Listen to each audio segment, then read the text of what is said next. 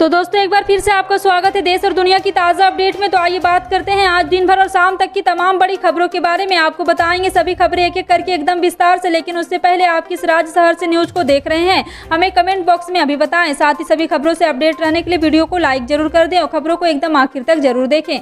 दोस्तों आज का लाइक टारगेट है 1000, आशा करते हैं आप इसे पूरा जरूर करेंगे। तो चलिए फिर फटाफट से लाइक करते हुए जान लेते हैं दिन भर की 25 बड़ी खबरों को। भूपेश बघेल के ऐलान के बाद खैरागढ़ का बदला खेल, त्रिकोणीय लड़ाई बीजेपी कांग्रेस के बीच सिमटी। जी हां, आपको बता दें कि छत्तीसगढ़ की खैरागढ़ विधानसभा पर 12 अप्रैल 2022 को होने वाले उपचुनाव अब अपने अंतिम चरण में प्रवेश कर चुका है।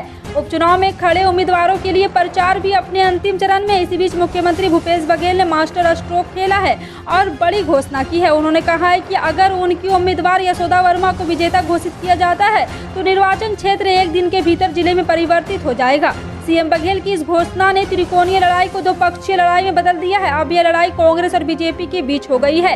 जनता कांग्रेस छत्तीसगढ़ के विधायक देवराज सिंह के निधन के बाद 2021 नवंबर में यह सीट खाली हो गई थी। राजनीतिक विश्लेषकों का कहना है कि सीएम बघेल की घोषणा ने न केवल जेसीजे उम्मीदवार नरेंद्र सोनी की उस वकालत अभियान को हाईजैक कर लिया है जिन्होंने अतीत में खैरागढ़ को जिला बनाने के लिए लड़ाई लड़ी है। एआईसीसी के दिल्ली में बड़े नामों को शामिल करने के बजाय कांग्रेस ने स्थानीय नेताओं को स्टार प्रचारक के रूप में प्रचार करने के लिए प्राथमिकता दी है। बड़ी बड़ी रैलियां करने की जगह मुख्यमंत्री भूपेश बघेल ने छोटी जनसभाओं पर फोकस किया है। खैरागढ़ के उपचुनाव कुल 10 उम्मीदवार मैदान में है। पाकिस्तान में विपक्षी दल इमरान खान को सत्ता से बाहर करने में सफल हो गए। रविवार को 174 मतों के साथ नेशनल असेंबली अविश्वास प्रस्ताव पास हुआ और खान इस तरह सरकार गंवाने वाले पहले प्रधानमंत्री बने। फिलहाल मुल्क में नए प्रधानमंत्री को लेकर तैयारियां जारी है। अब इमरान तो वजीर आजम नहीं रहे, लेकिन उनका करीब 4 साल का कार्यकाल नए पीएम के लिए चुनौतियां खड़ी करता दिख रहा है। पाकिस्तान में इमरान के खिलाफ अविश्वास प्रस्ताव का बड़ा कारण ही बिगड़ रही अर्थव्यवस्था को माना गया। फिलहाल देश पर 130 बिलियन डॉलर यानी कि जीडीपी के 43% का कर्ज है। वहीं महंगाई भी 12% के आंकड़े को पार कर गई और पाकिस्तानी रुपया अमेरिकी डॉलर के मुकाबले गिरकर 190 पर आ गया है।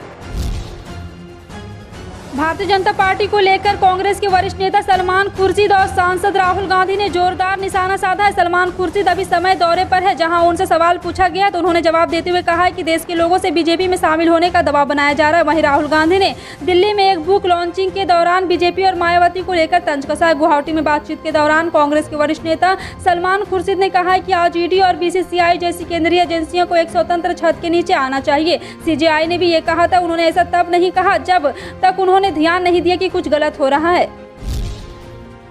पंजाब के मुख्यमंत्री भगवंत मान के ब्रेन ड्रेन को रोकने और नौकरियों के लिए विदेशियों के आवेदन वाले बयान की विपक्ष ने आलोचना की है। कांग्रेस नेता सुखपाल सिंह खैरा ने कहा है कि पहले हमारे घर को सुव्यवस्थित करने पर जोर दीजिए। दरअसल आपकी शानदार जीत के बाद सीएम मान ने राज्य में नई योजनाओं को तैयार करने की कोशिश कर रहा है। मुख्यमंत्री ने कहा है कि बड़ी संख्या में छात्र करियर के लिए विदेश जाने की खातिर काफी पैसा खर्च कर रहे हैं। उन्होंने कहा है कि इस बार भी 3.5 लाख बच्चों के विदेश जाने की संभावना है और यहाँ से अकेला बच्चा ही नहीं विदेश जाता बल्कि उसके साथ 15 लाख रुपए भी जाता है। महाराष्ट्र में लाउड स्पीकर को लेकर खड़ा हुआ विवाद बढ़ता जा रहा है। महाराष्ट्र नवनिर्माण सेना ने रामनवमी पर मुंबई में शिवसेना पार्टी मुख्यालय शिवसेना भवन के बाहर लाउड स्पीकर लगाया और उस पर हनुमान चालीसा बजाया। हालांकि कुछ ही देर में पुलिसकर्मी मौके पर पहुंच गए और इसे बंद करा दिया। पुलिस ने उस गाड़ी को जब्त कर लिया है जिस पर हनुमान चालीसा बजाया जा रहा था। साथ ही मनसे नेता यशवंत किर्लोस्कर हिरासत में ले लिया गया है। उन्हें शिवाजी पार्क पुलिस स्टेशन ले जाया गया है। सुबह शिवसेना भवन के सामने रामनवमी के पोस्टर लगाए गए। मनसे ने हनुमान चालीसा बजाने का ऐलान पहले ही कर दिया था। रविवार यानी आज से देश के सभी वयस्क को लगातार 19 के कोविड-19 खिलाफ बूस्टर वैक्सीन खुराक पाने के पात्र है। केंद्र सरकार ने इस सप्ताह की शुरुआत में इसकी घोषणा की थी। भारत में कोरोना वायरस के नए सब वेरिएंट XE के मामले मिलने के बीच इसकी घोषणा की गई। इससे पहले केवल स्वास्थ्य कार्यकर्ता, फ्रंटलाइन वर्कर और 60 वर्ष से अधिक आयु के लोग ही तीसरी खुराक के लिए पात्र थे। आपको बता दें कि निजी टीकाकरण केंद्रों पर सभी वयस्कों के लिए कोविड-19 एहतियात खुराक यानी कि बूस्टर डोज उपलब्ध होंगे। इस बीच सरकारी केंद्रों पर सरकार को मुफ्त टीकाकरण अभियान जारी रहेगा। कोरोना वायरस की कड़ी रेस्ट्रिक्शंस के 2 साल बाद सऊदी अरब ने इस साल हज में शामिल होने के लिए देश से बाहर आने वाले लोगों की संख्या बढ़ाने का फैसला लिया है। बता दें साल 2022 में हज यात्रियों की संख्या 10 लाख तय की गई है। सऊदी अरब ने शनिवार को कहा है कि वह देश के अंदर और बाहर 10 लाख मुसलमानों को इस साल के हज में भाग लेने की अनुमति देगा। असल में महामारी प्रतिबंधों को 2 साल के रोक के बाद वहां आने जाने वाले तीर्थयात्रियों में भारी वृद्धि हुई है। बताया जा रहा है कि इस कदम ने सामान्य हज की शर्तों को बहाल करने में कमी रखते हुए राज्य के बाहर कई मुसलमानों के लिए उम्मीद जगाई है।